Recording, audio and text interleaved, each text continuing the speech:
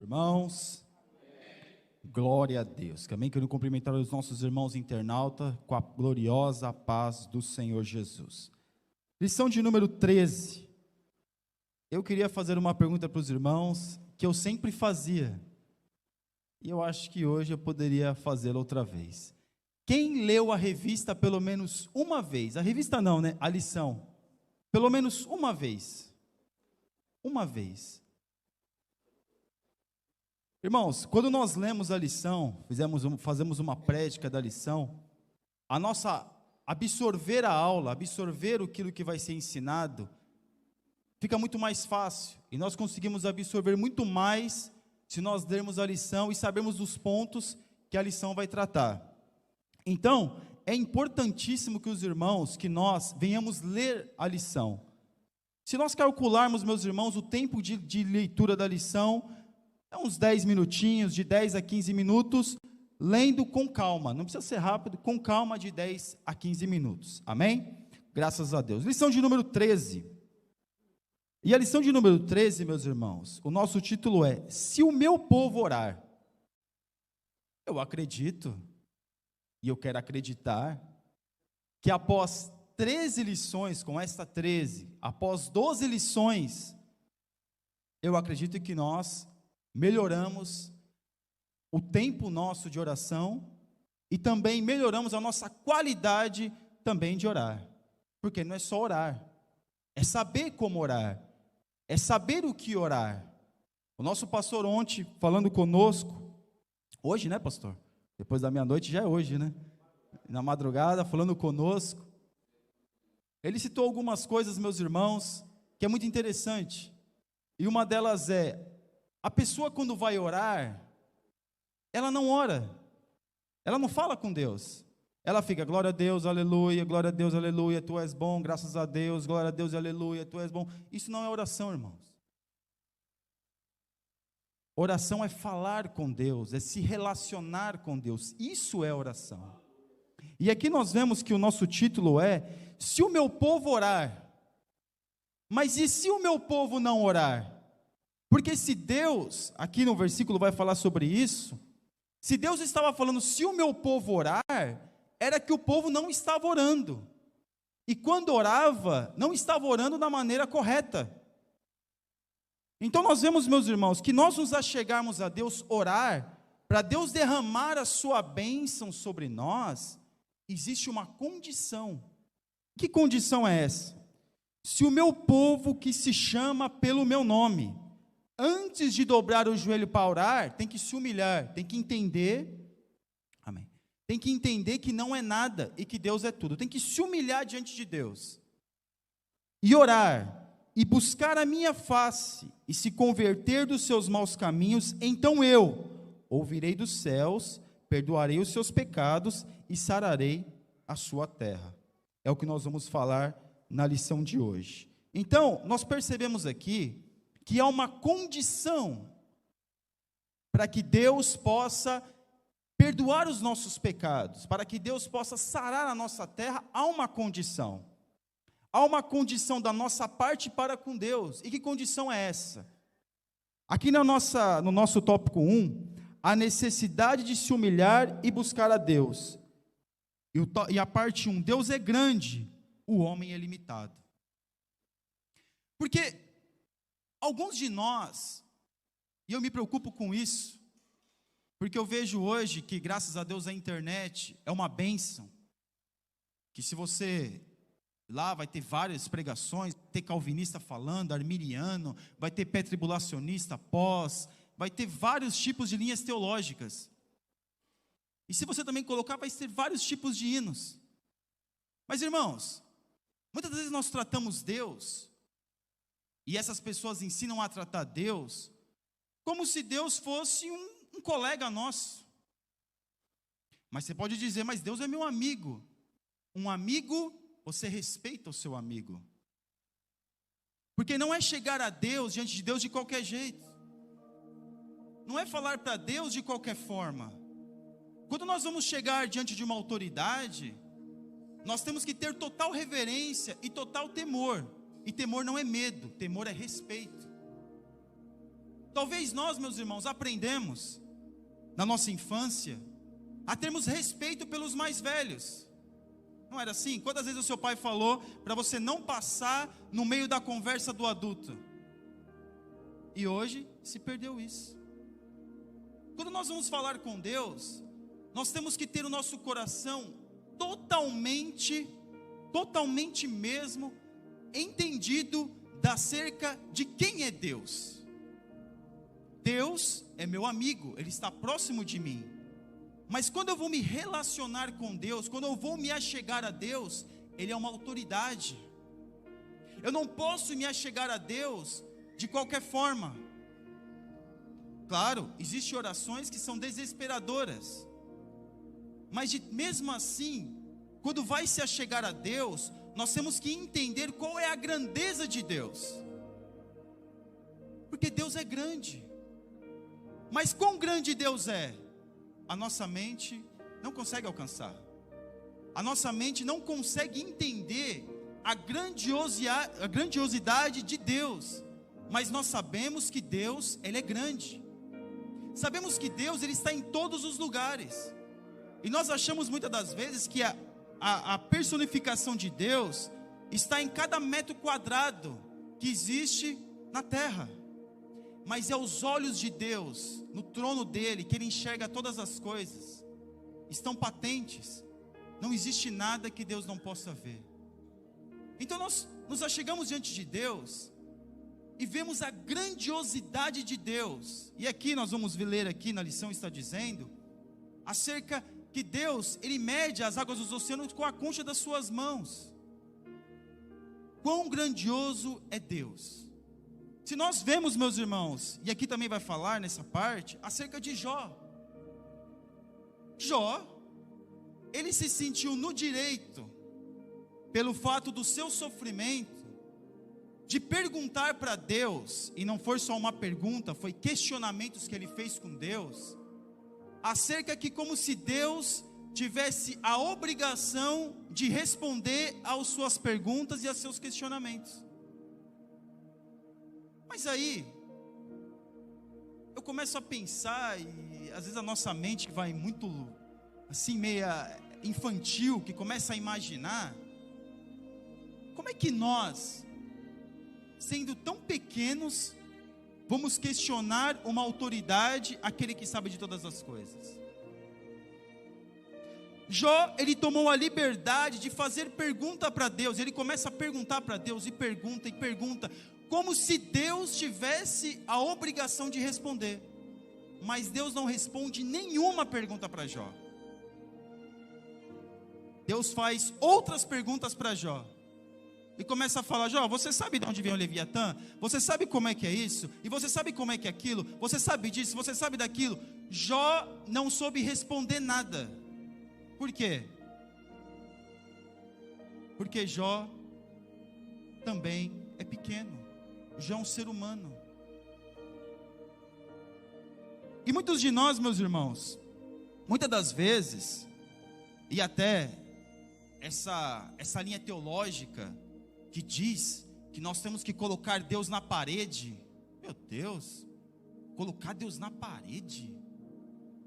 Como é que eu faço para colocar um ser, ou um ser não, porque Deus não é um ser. Como é que eu faço para colocar um Deus todo-poderoso, Criador de todas as coisas, na parede? Eu vou questioná-lo, porque Deus tem que me responder. Irmãos, Ele é Deus. Se Ele quiser responder, Ele responde. Se não quiser, não responde. Se Ele quiser fazer, Ele faz. Não quiser, não. Ele é Deus, Ele pode todas as coisas. Quem somos nós? Nada. Somos nada. Mas muitas das vezes nós achamos que temos esse direito. E ficamos questionando a Deus pelo meu sofrimento, pela minha condição. E eu penso, eu imagino que eu posso me achegar a Deus como intimando a Deus. Eu vou me intimar a Deus. Deus precisa me responder. Mas e se Deus não responder? O que eu vou fazer? Se eu falar para Deus me responder, eu falo: não vou te responder. E aí? O que eu vou fazer? E o livro de Jó, ele é muito interessante porque Jó sofre, vem seus amigos, o acusam, ele tenta se justificar e acusa, e depois Jó no final começa a falar com Deus e questionar e fazer perguntas para Deus, e aí termina o livro de Jó, meus irmãos. Ninguém sabe exatamente, Jó não sabe exatamente por que sofreu, porque para nós que estamos lendo o livro de Jó hoje, depois de aproximadamente 4, 5 mil anos, isso, Moisés escreveu o livro de Jó quando estava em Midian, provavelmente isso, né, pastor? Mais ou menos isso. É fácil, porque nós pegamos a história pronta, mas quando está no olho do furacão é diferente. Jó não sabia o que ia esperar, o que o esperaria à frente. Então a melhor coisa, meus irmãos, quando há o ápice do nosso sofrimento, quando há o ápice da situação da nossa vida, a melhor coisa é entender e aceitar que Deus é soberano. Ele está Ele está no trono. Nada está acima dele. Ele é Deus. Ele é criador de todas as coisas. Porque se eu pegar religiões, as religiões, todos os seres mitológicos foram criados. Nenhum deles é criador. Nenhum deles. Todos os seres mitológicos foram criados, mas Deus, o Deus Todo-Poderoso, o Deus a qual nós servimos, Ele é o Deus criador de todas as coisas. Não existe Deus acima dele. E Ele está, meu irmão, com certeza a gente está vivendo aqui situações difíceis, mas Deus está tranquilo no seu trono, no seu alto e sublime trono. Ele está tranquilo. Ele está tranquilo. Nada afeta Deus. Nada. Nada afeta a Deus.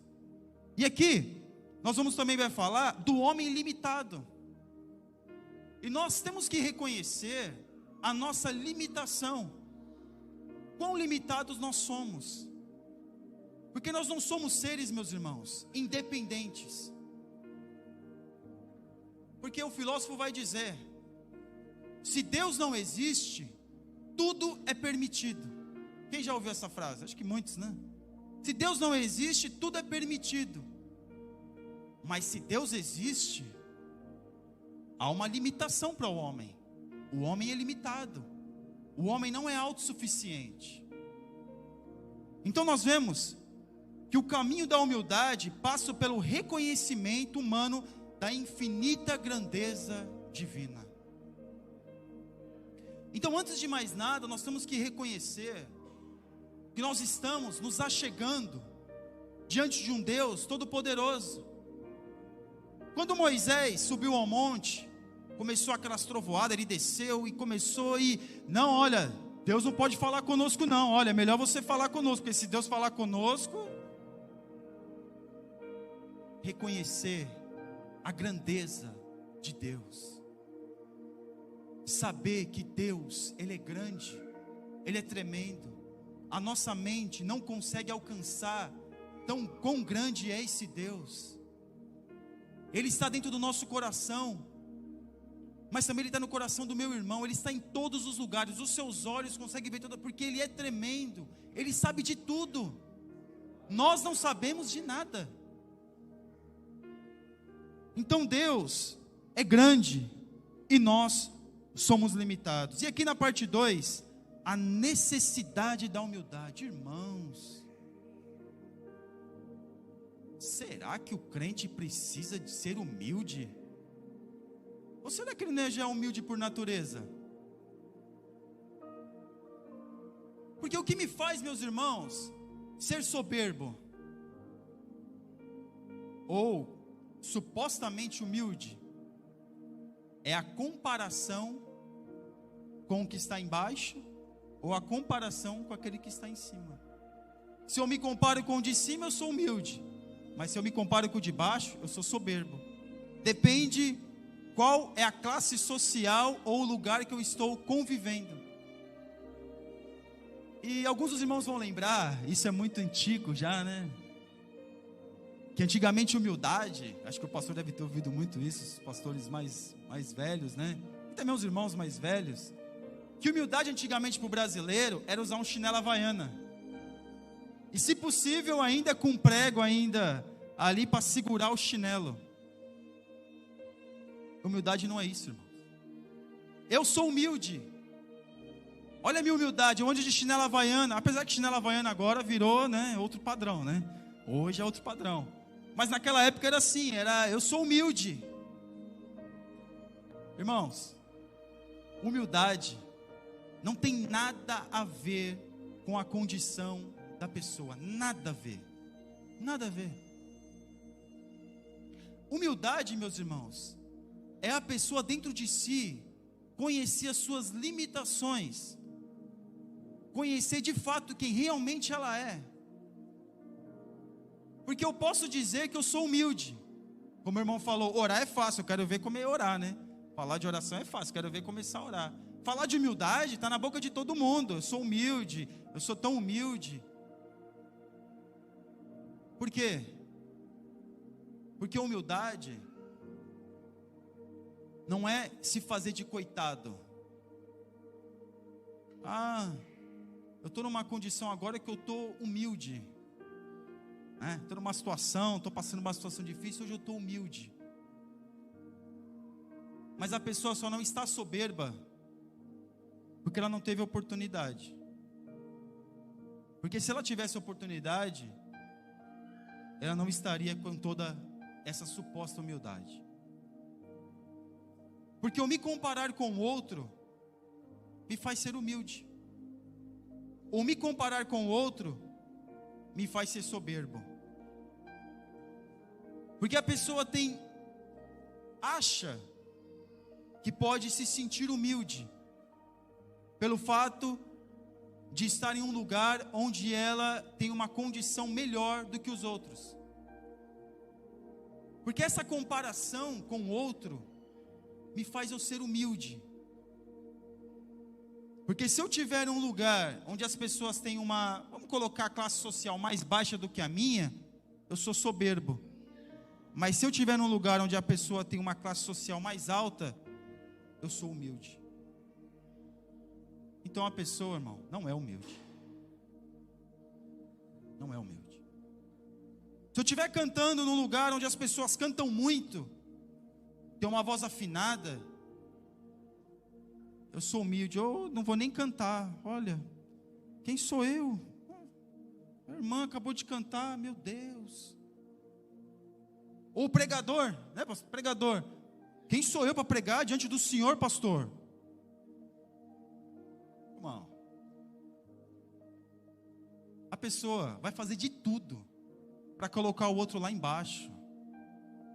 Isso é uma falsa modéstia, falsa humildade. Porque quem tem que ver quem realmente nós somos é Deus. Deus vai classificar a nossa humildade quando nós reconhecermos que nós não somos nada. Porque nós somos seres humanos. Temos pontos fortes e pontos fracos. O irmão pode entender mais de história da igreja, o outro pode entender mais de escatologia. Ou seja, ninguém é bom em tudo. Ninguém é bom em tudo. Porque, meus irmãos, quem faz nós nos sentirmos superiores ao outro é o diabo. Porque a soberba foi o primeiro pecado que floresceu na humanidade. Na humanidade não, na eternidade. Porque o diabo achou que poderia ser maior do que Deus. A soberba entrou no seu coração. E esse pecado sorrateiro, que não é bem sorrateiro assim, tem entrado em tantos corações hoje. A soberba tem feito tantas vítimas hoje. Porque quem é soberbo acha que não precisa se humilhar, acha que não precisa reconhecer. E a soberba, ela faz com que nós não tenhamos um coração contrito, mas sim um coração independente de Deus. Porque agora eu sou autoridade, ninguém está acima de mim, eu posso fazer o que eu quiser, Porque a Bíblia me fala que eu posso, mas a Bíblia é dele, a leitura dele, a compreensão dele, a exegese dele, a hermenêutica dele faz ele entender daquela forma, ou seja, a explicação, a forma de entender. Pode perceber, irmãos, as pessoas às vezes vão falar para você que você é bom, não é assim? Você é bom, não, você é o melhor, aqui você é um dos melhores, e a pessoa fala, eu sou mesmo, hein? Eu sou mesmo, olha, aqui ninguém é melhor do que eu, e a pessoa começa a se achar. E nós vemos um personagem histórico, no livro Heróis da Fé vai citar um irmão, João Bunyan, que escreveu O Peregrino. É muito interessante uma parte da história dele. Ele sobe no púlpito e prega uma mensagem tremenda. Uma mensagem tremenda. Quando ele desce, claro, meus irmãos, nem sempre é assim, mas muitas vezes o diabo usa pessoas para fazer isso. Chega alguém do lado de João Bunyan, no João Bunyan, e diz, olha, que bênção, glória a Deus pela sua vida, e enche João Bunyan de elogios. Sabe o que o João Bunyan diz? É verdade, mas o diabo já tinha me dito isso antes de eu subir para pregar, porque aquela pessoa não estava sendo usada por Deus, porque o inimigo usa palavras conhecidas, palavras que para nós faz todo sentido, para nós nos acharmos que somos melhores do que os outros. Aí eu vou para aquele hino, quem te viu passar na prova e não te ajudou, olha, quando vem na bênção vai se arrepender, quando eu tiver vai estar na plateia, eu vou estar no palco.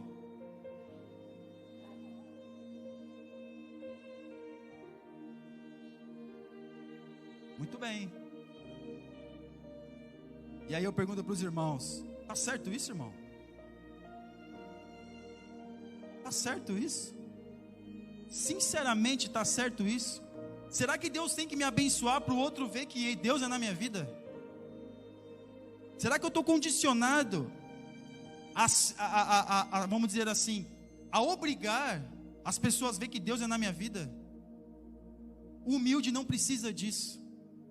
Uma pessoa que reconhece Deus como soberano, e reconhece que não é nada, e reconhece que tudo aquilo que Deus está dando, é pela infinita misericórdia dEle, ele sabe, assim como aconteceu com Jó, era Deus tinha tudo, agora Deus tirou tudo, bendito seja o nome do Senhor, era dele, Ele me tirou, amém.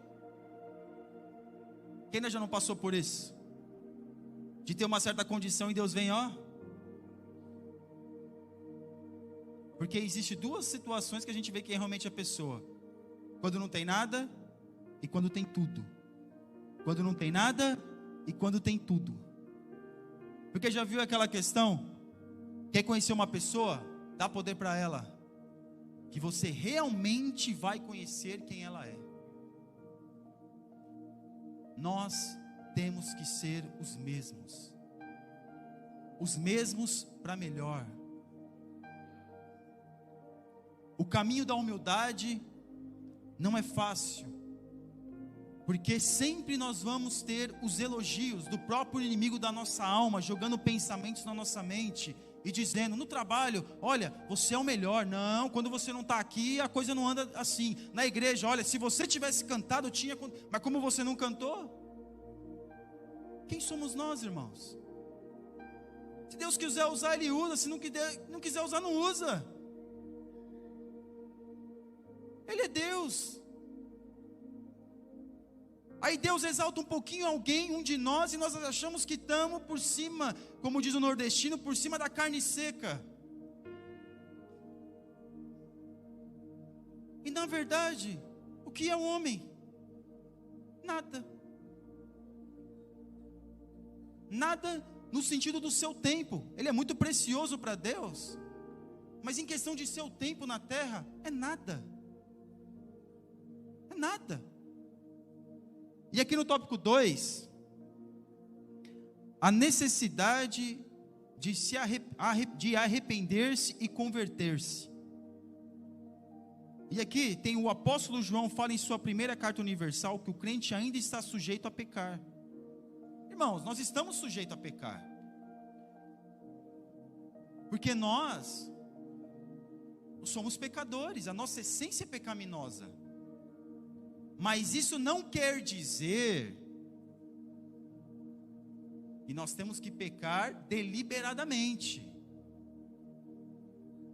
Nós somos pecadores.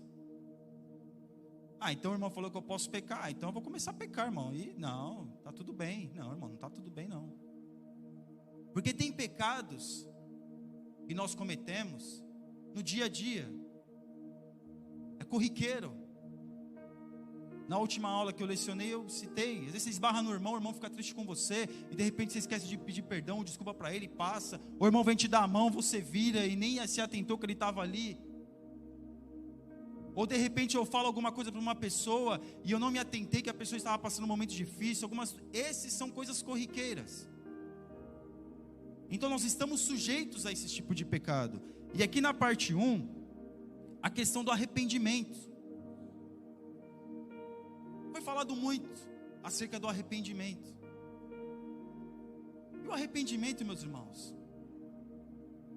é uma coisa tão simples, mas é tão difícil. Arrependimento é fácil. É fácil falar de arrependimento.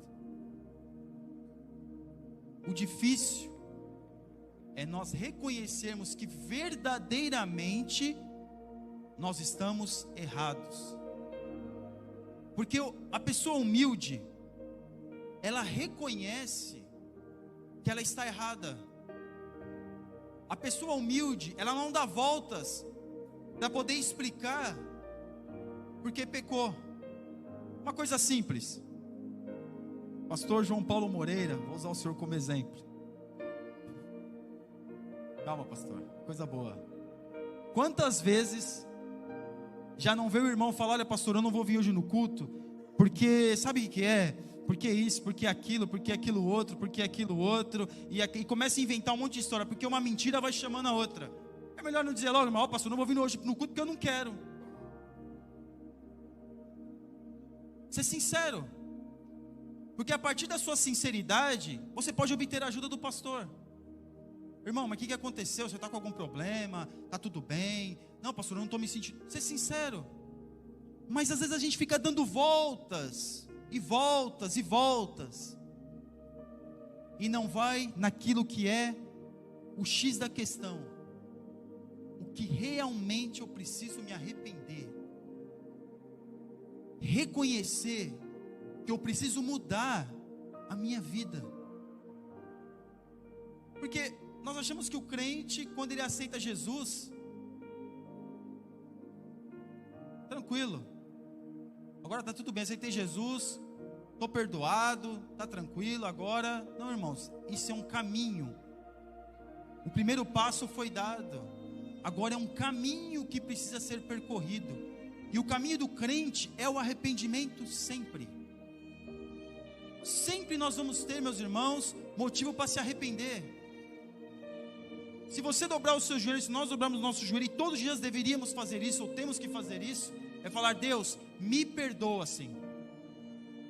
Me perdoa, porque com certeza eu pequei. Por quê? Voltando a Jó, o que Jó fazia? Ele sacrificava para os seus filhos, se porventura os seus filhos tivessem cometido algum pecado. E é interessante, irmãos, que Jó sacrifica para os seus filhos antes de ter a lei, antes de Moisés ter escrito o livro de Levítico, antes de Moisés ter escrito o livro de Deuteronômio. Então a essência do homem é se arrepender. E se nós voltarmos mais atrás, nós vamos ver Adão e Eva. Adão e Eva pecaram e não falaram para Deus que pecaram, mas Deus sabia que eles tinham pecado, mas Deus queria ouvir deles o pecado. Aí ficou naquela, um empurra para o outro. Mas Deus é tão misericordioso que eles pegaram folhas de figueira para poder tapar as suas vergonhas. E Deus é tão misericordioso que ali já começa o sacrifício. Deus mata um animal, sacrifica um animal para que pudesse vesti-los. Ou seja, nós vemos a misericórdia de Deus, que é a causa de nós não sermos consumidos, porque as suas misericórdias não têm fim, se manifestando na nossa vida diariamente, todo momento. Mas existe uma condição: quando nós verdadeiramente reconhecemos que nós estamos errados, quando nós reconhecemos que verdadeiramente não era isso que eu deveria ter feito. E ontem aconteceu um fato no meu trabalho. Foram duas vertentes. Já trabalhando já essa semana, acho que umas 70 horas. Em 5 dias, 75 horas. E eu trabalho nas máquinas, o pastor João conhece. Os irmãos passarem para 25 de abril, olhar ali para o Porto de Alcântara, vai ver umas máquinas lá altas, outras mais baixas.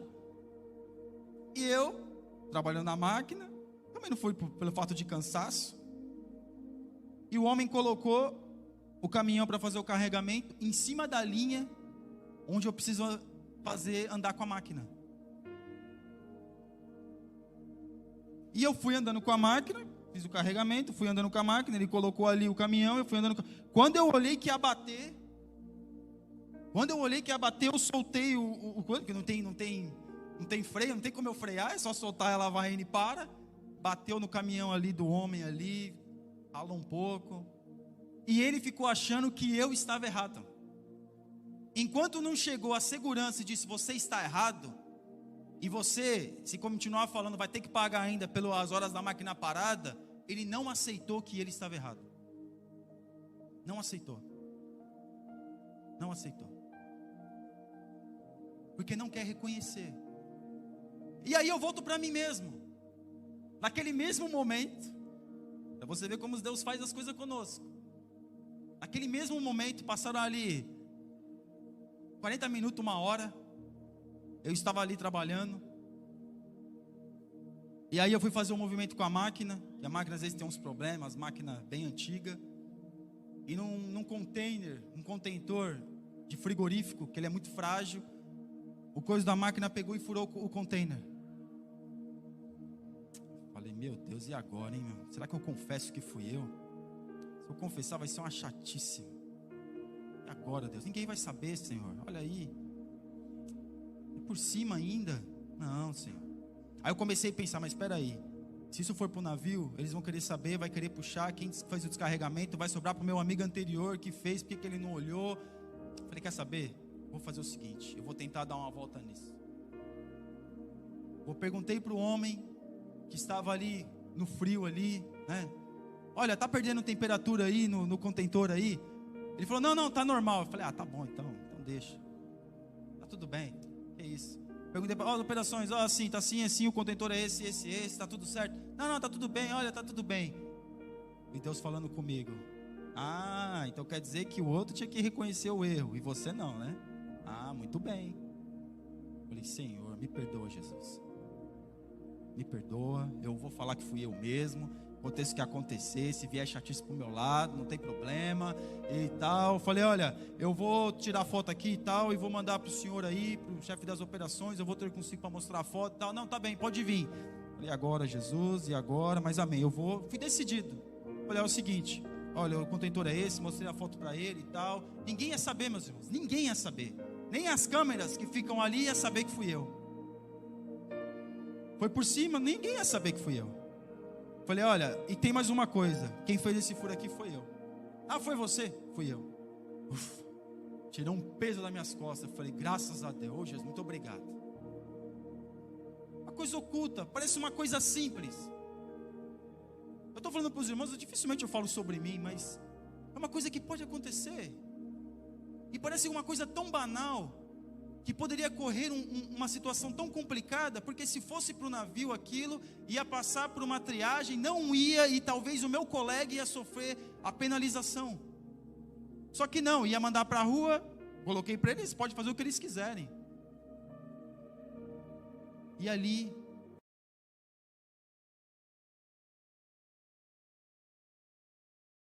né? Tá bem.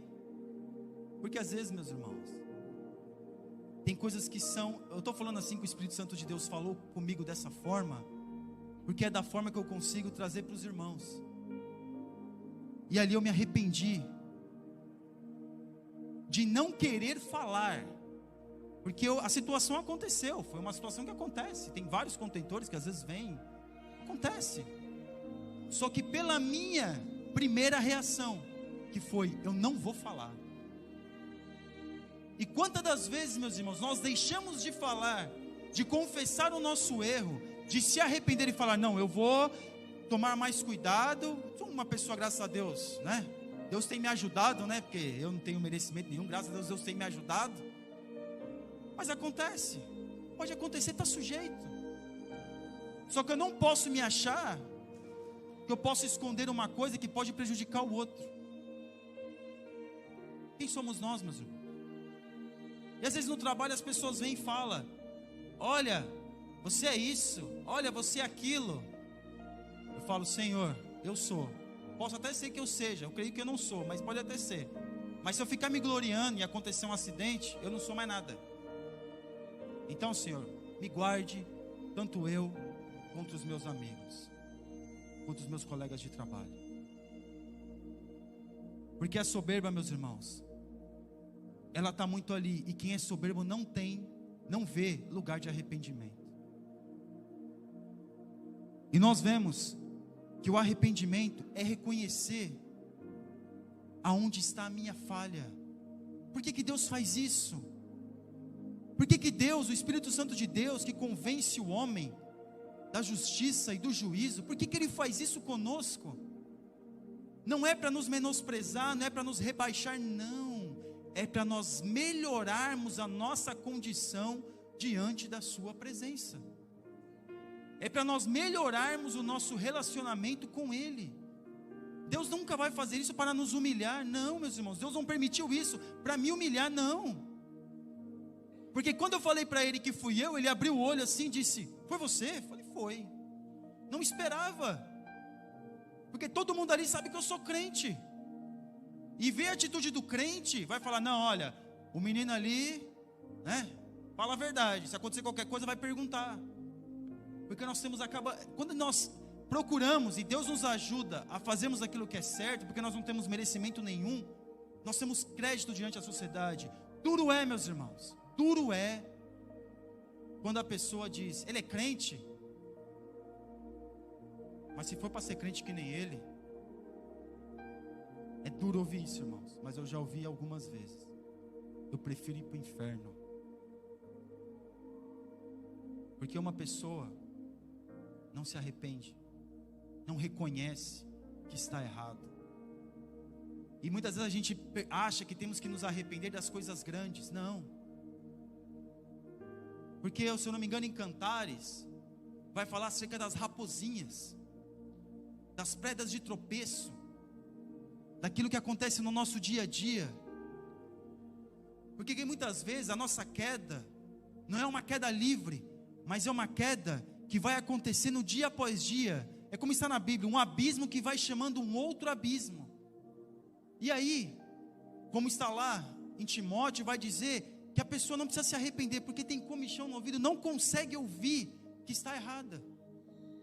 Hoje, pela internet, todo mundo virou especialista em teologia, todo mundo virou especialista em debate, todo mundo pode discutir sobre tudo. Informação é uma coisa, conhecimento é outra. A pessoa ser informada acerca de algo para falar é uma coisa, ter conhecimento é outra. Informação se perde, conhecimento não se perde.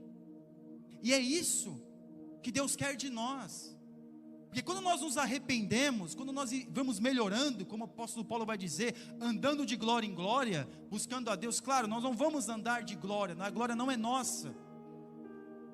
Mas quando nós temos essa mentalidade de ir galgando e buscando a presença de Deus, quanto mais nós nos aproximamos de Deus, mais o Espírito Santo nos convence acerca de quem verdadeiramente somos nós.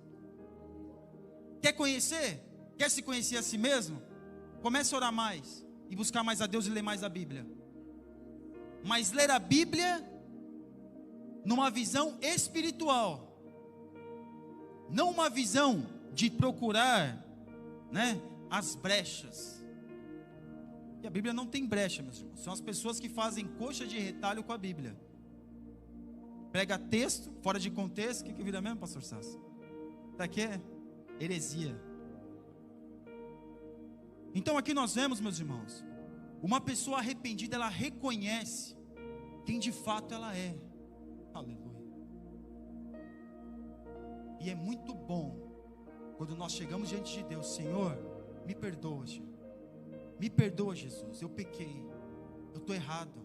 Olha, Senhor, eu fiz isso aqui e eu achei que eu estava melhor do que o meu irmão, mas eu não sou nada, Senhor. Me perdoa pelo meu pecado de achar que eu sou melhor do que o meu irmão, de achar que eu preguei melhor do que o meu irmão, de achar que eu ensinei melhor do que o meu irmão, de achar, olha, irmão, aquele irmão lá, ele até fala bem, mas você não, você está de parabéns. Quantas vezes o nosso pastor presidente já não deve ter ouvido isso? Mas se nós deixarmos isso entrar dentro de nós, nós não vamos ter nenhum motivo para se arrepender, porque nós vamos achar que nós somos a autoridade e que Deus é o nosso servo. Quando, no entanto, meus irmãos, é ao contrário. Deus é autoridade e nós somos muito, mas muito mesmo, muito servo. Deus é autoridade. E aqui na parte 2, falando acerca de conversão. A conversão, meus irmãos, é aquilo que todos nós já sabemos. Você está andando numa via e você tem que converter o caminho. Está indo aqui, achando que está certo? Não, agora você vai converter. Não é esse o caminho, é mudar o caminho. Isso é uma atitude radical. A conversão é uma atitude radical. Que quando a pessoa aceita, quando nós aceitamos Jesus, nós nos convertemos. Mas aí eu fico pensando assim: não, peraí, será que conversão é só para a pessoa que é incrédula? Será que o crente também não precisa se converter? Porque Deus estava falando para quem se converter, meus irmãos? Os adoradores de Baal, para as outras nações, que Deus também falava. Mas para quem que foi destinada ou direcionada aquela mensagem a qual Salomão falou? Quem foi os primeiros que tiveram a oportunidade de ouvir? O povo de Israel, que era tido o quê? Como povo crente, como povo modelo para as outras nações. Eles deveriam se converter. E conversão é isso. Conversão não é só para o incrédulo, conversão somos para nós também. Porque às vezes nós podemos estar achando que nós estamos no caminho certo, mas estamos no caminho errado. Estamos com o entendimento errado, com a perspectiva errada, e temos que mudar isso. Converter não, é radical, deixar aquilo verdadeiramente. Não é de vez em quando, não, é deixar totalmente. Isso é conversão. E muitas das vezes na nossa vida, nós somos levados, vamos levando. E tem um momento, meus irmãos, que a gente tem aquele, né? Deus está falando, mas tem um momento que Deus parece que dá o ultimato, né? E aí Deus fala e a pessoa reconhece e volta. Isso é conversão. Estava indo por um caminho e agora não vou por este caminho. Vou mudar o caminho. Vou converter. Por quê? Porque todos nós precisamos. Quem acha que não precisa se converter, meus irmãos, não é questão de, então eu preciso deixar aqueles pecados mundanos. Não, meus irmãos, o pecado do crente acaba sendo outro. A soberba, algumas coisas que acontecem, que também o mundanismo acaba entrando na vida de alguns crentes. E nós também estamos sujeitos, meus irmãos. Quem acha que é autoimune a pecado, já está pecando. Porque o que João diz na carta? Aquele que diz que não tem pecado, ele é o quê? Mentiroso. Pecou 2 vezes. Uma porque diz que não é pecado, porque é mentiroso. Então todos nós pecamos. E muitas vezes na nossa vida, no nosso caminho, é isso. Nós precisamos nos converter verdadeiramente. Porque nós somos seres humanos. E às vezes a gente pode se deixar ou ser seduzido por algumas situações da vida. Mas Deus Todo-Poderoso, Ele nos mostra e nos ajuda a nós convertermos o caminho. E aqui, no tópico 3, as respostas divinas às atitudes do povo, parte 1, ouvirei dos céus. Deus dá a condição para nós nos achegarmos a Ele, e Ele diz: se fizer aquilo que eu falei para vocês fazerem, eu vou ouvir a oração de vocês, eu vou ouvir, porque Deus, Ele ouve a nossa oração. Ouvir, Deus ouve, claro, mas Deus não é surdo, Ele ouve a oração, mesmo aquela oração que Ele não vai receber, mas Ele está ouvindo. Agora, receber aquela oração e entrar com providência mediante aquela oração, é diferente. Então Deus ouve a nossa oração quando nós nos colocamos na condição ao qual Ele estabeleceu. Porque Deus estabelece condições. Ah, não, irmão, mas agora não. Existe agora a hipergraça. A graça, a hipergraça, não, a graça. Irmão, é graça, mas a graça não é barata. Não é de graça. É pela graça. Não é de graça, é pela graça. Por quê? Para nós termos a condição que nós temos hoje, foi pago um alto preço. Jesus não derramou uma gotinha de sangue na cruz, não, meus irmãos. Todo o seu sangue, foi todo o seu sangue, todo ele, todo. Jesus não tinha mais sangue no corpo. Porque quando lá o centurião coloca a lança no lado de Jesus, sai sangue e água, ou seja, devia ser as últimas, devia ser a última parte ali. Porque se nós começarmos a imaginar, meus irmãos, o que Jesus deixou para pagar aquilo que eu deveria pagar, irmãos, misericórdia. Um Deus Todo-Poderoso vai me ouvir, e não só me ouvir, Ele andou aqui, Ele sujou seus pés nessa terra. Jesus não precisava passar por isso, meus irmãos, mas Ele passou para quê? Para nós termos uma comunhão mais íntima com Ele. Porque no Antigo Testamento nós vemos que era o homem estava muito distante de Deus, e Deus envia o seu Filho para se aproximar do homem. Então Jesus, Ele nos ouve. Só que para alguém ouvir, eu preciso falar. Como é que a pessoa vai ouvir se eu não falar nada? Ah não, mas Deus conhece os meus pensamentos, Ele sabe tudo que eu passei. Ele conhece. Mas eu preciso confessar, porque aquele que confessa e deixa, alcança a misericórdia. Então Deus aqui, Ele ouve. E aqui na parte 2, perdoarei os seus pecados. O soberbo, ele acha que ele não tem pecado. Aí nós vemos aquela situação no templo. Está lá o fariseu, né? O fariseu está lá, olha, eu dou dízimo. Mas tem muita gente, muitos de nós que somos assim, meus irmãos. Quantas vezes esse tipo de sentimento não veio em você? Sou tão bonzinho, sou tão piedoso, eu dou meu dízimo, eu faço, eu aconteço. Mas o pecador estava ali falando, olha, não era nem digno de olhar para o céu, ele estava totalmente humilhado diante de Deus. Humilhado não é coitado, humilhado não é vitimismo. Porque tem muitos que falam que está sendo humilhado, porque se faz de coitado. Irmãos, não misture humilhação com vitimismo. Humilhação com aquele que diz que é coitado. O humilhado, ele é humilde, ele reconhece que tem alguém superior, alguém que pode ajudar. Como aquela mulher que o pastor citou ontem, que foi perante o juiz. Ela se humilhou por quê? Não é porque ela estava fazendo de coitada, não, porque ela sabia que aquele juiz, mesmo sendo iníquo, poderia ajudá-la na causa que ela tinha.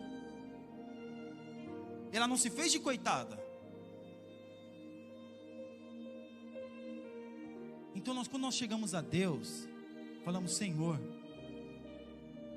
quem sou eu, Jesus? Me ajuda a ser melhor. Perdoa os meus pecados. Olha a minha vida, Senhor, olha quanta coisa eu fiz hoje. me perdoa, me ajude a ser melhor. Perdoa os meus pecados, perdoa os meus pecados, perdoa os meus pecados e me ajuda a não pecar. Porque também, meus irmãos, tem a prevenção. Estou olhando para o relógio porque eu não quero passar da hora. Tem a prevenção. Irmãos, a prevenção é a seguinte, vamos usar um exemplo bem fácil. Você tem o seu carro. Teu carro. E o que o carro precisa? De manutenção, não é isso? Só que hoje, aqui em Portugal, eu vi que na autoescola se ensina qual é o funcionamento do motor, qual é o funcionamento da caixa de velocidade, qual é o tempo do óleo, a vida útil do óleo, tudo isso. Para quê? Para que quando a pessoa andar com o carro, ela saber que precisa prevenir algumas coisas. Porque se ela não trocar o óleo, pode acontecer uma coisa. Se ela não colocar água, pode acontecer outra. É prevenção. E muitas das vezes, nós não temos o entendimento de saber como é que funciona o perdão dos meus pecados. Então, de muitos de nós que anda até o último com o carro, até o último, até a hora que parar. E quando o carro para no meio da estrada, na madrugada chovendo, não sabe por quê. Não sabe por quê. Meu Deus, por que parou? Misericórdia, Senhor. Ô Jesus, faz uma oração forte lá para ver se volta a andar. Não, irmão, você não preveniu. Claro, o carro pode dar problemas, situações. Mas tem coisas que são preventivas. Manutenção preventiva.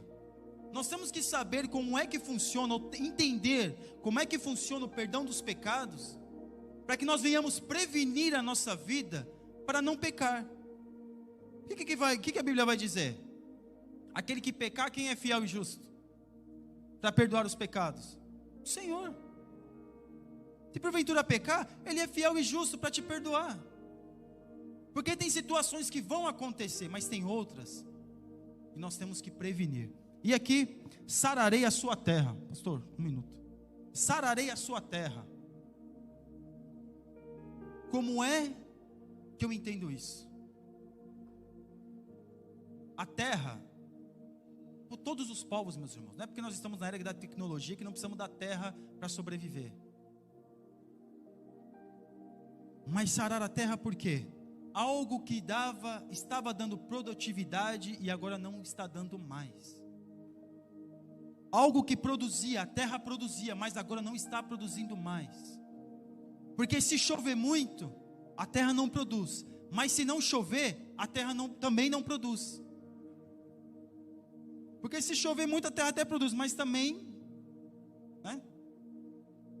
Por isso que, acho que se eu não me engano, em Zacarias, vai dizer que Deus manda a chuva temporã, a chuva seródia, ou seja, no tempo certo e na quantidade certa, para fazer crescer aquela plantação, para fazer produzir aquela terra. E a terra do povo de Israel estava doente, eles precisavam produzir o quê? Frutos de arrependimento, como o apóstolo Paulo vai escrever. Sarar a terra, porque, meus irmãos, às vezes a terra está doente, mas uma parte dela produz e a outra não. E às vezes produz algo, mas nem tudo que está na terra é produtivo, dá para ser usado. Então Deus, a proposta que Deus tem para o povo, a proposta que Deus tem para nós, está de pé. Mas existe uma condição, e essa condição somos nós que temos que fazer. Amém? Que Deus abençoe os irmãos, em nome de Jesus, e assim eu agradeço a oportunidade.